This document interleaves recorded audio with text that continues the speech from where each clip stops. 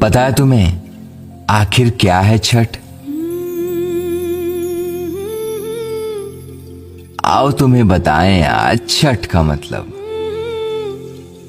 4 दिन का त्योहार नहीं, साल भर का इंतजार है छठ।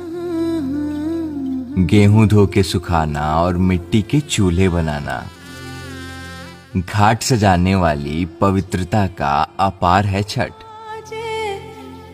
3 दिन के निर्जला उपवास वाला विश्व का सबसे कठिन पर्व है छठ। कार्तिक शुक्ल की षष्ठी तिथि को मनाए जाने वाला प्रकृति की पूजा है छठ, जिसे किया था सूर्यपुत्र कर्ण ने द्वापर में द्रौपदी और त्रेता में मां जानकी ने। वही संस्कृति धरोहर है छठ।